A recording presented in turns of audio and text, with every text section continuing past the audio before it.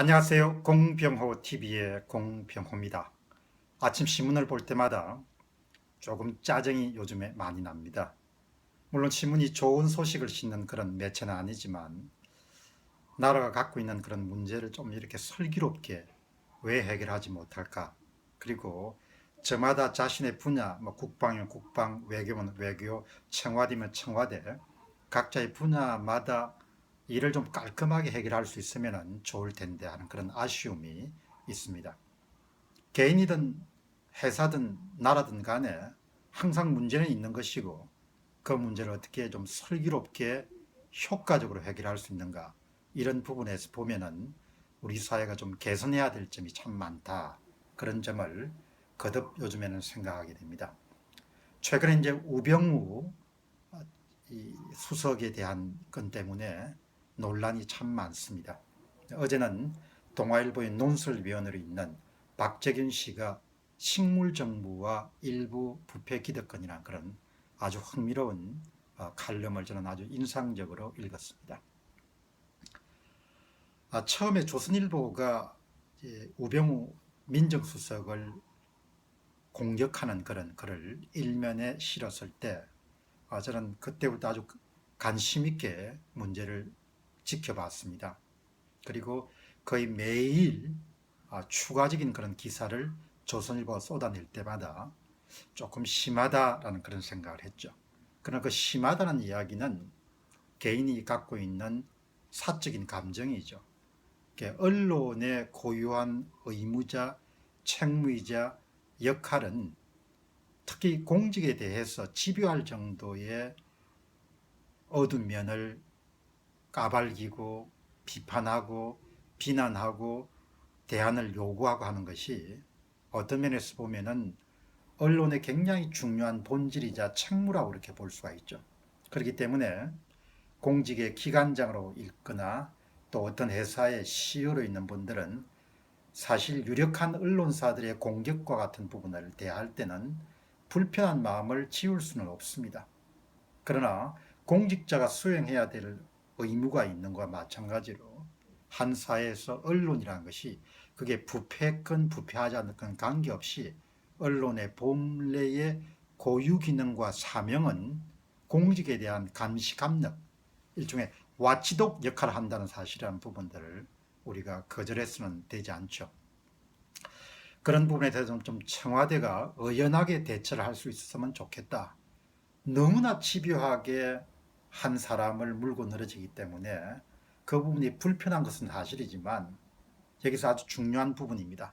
불편한 것은 사실이지만 그것이 청와대로부터 업무론까지 발전돼서는 안 된다는 이야기죠. 그러니까 특정 부패 기득 언론 세력이 레짐 체인지의 문제가 되기 때문에 현재의 정부를 공격한다, 이런 업무론을 이렇게 제기하는 것은 저는 올바른 시각은 아니라고 그렇게 봅니다. 사실 세상을 살아가면서 사람을 만나다 보면은 대개 현장에서 거래라든지 교환을 통해서 삶을 영위해 가는 사람들은 업무론을 그냥 듣고 말죠. 그런데 제 경험에 따르면은 기획부서에 오랫동안 근무했던 사람들, 현장과 관계없이 영업이나 이런 것을 하지 않고 기획이라든지 계획과 같은 부분을 오래 했던 사람들, 그리고 특히 현장보다는 사무실 근무에 능하신 분들이 업무론을 만들어내는 주체가 되기도 하고 업무론을 믿고 싶어하는 그런 주체가 되는 경우가 많죠. 그러니까 예를 들면은 특정 언론사가 정권 교체에 도움이 되지 않기 때문에 새로운 정권 교체 세력을 인위적으로 만들기 위해서 거대한 마스터 플랜을 세우고 그 마스터 플랜에 따라서 어, 특정인을 공격하지만 그 이면에는 대통령과 특정 정부를 공격한다, 이런 종류의 일종의 음모론을 제기를 하는 것이 올바르지 않다는 이야기죠. 물론 이 방송을 들으시는 분들 가운데 그런 음모론 실체가 있다라고 이렇게 믿고 싶은 분도 계시지만, 제 개인적인 그런 경험이나 지식이나 또 그런 부분에 바탕을 두면은 그런 음모론은 그냥 머릿속에서 만들어진 것이고 그런 음모론을 실천할 만한 그런 세력이나 주체나 이런 부분들이 과연 있겠는가?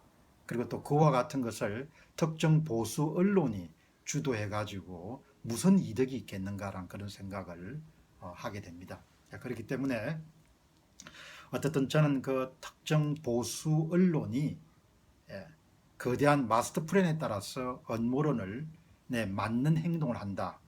그런 주장을 다소 황당한 그런 주장이라고 받아들이고 지나치게 자신감을 잃어버린 사람들에게서 나올 수 있는 그런 과잉 반응이자 잘못된 방향이다. 그런 생각을 하지 않을 수가 없습니다. 이제는 한 1년 5개월 정도가 남았기 때문에 기존의 역대 정부의 그런 궤적을 미뤄보면은 2년차가 넘었으면 그때부터는 마무리를 시작해야 되는 것이죠. 그래서 새로운 그런 프로젝트를 기획하기보다도 기존에 벌려놓은 것을 추스리고 정리정돈을 해 나가는 것이 올바른 선택이라는 점을 말씀을 좀 드리도록 그렇게 하겠습니다. 사실 현재 그 정국이라든지 여야의 의석 배분 같은 걸 미뤄보면은 새로운 개혁 어젠다를 추진할 수 있을 만한 그런 추진 동력은 이미 상실된 지가 오래됐다고 봅니다. 전번 선거로 말미암아서.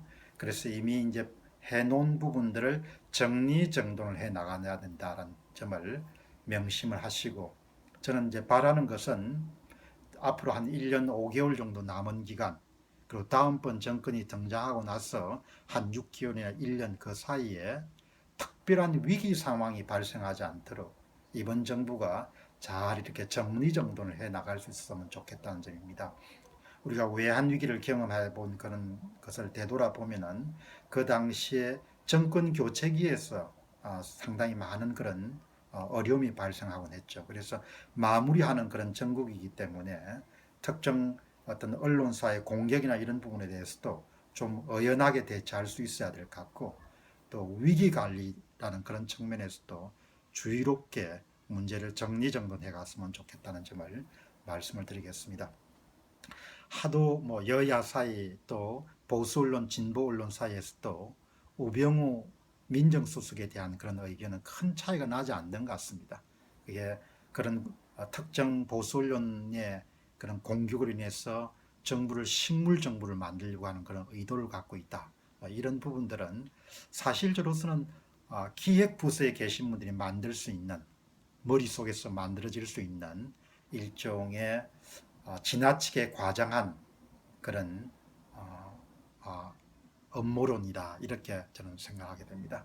음모론은 참 사람들이 이렇게 솔깃하죠.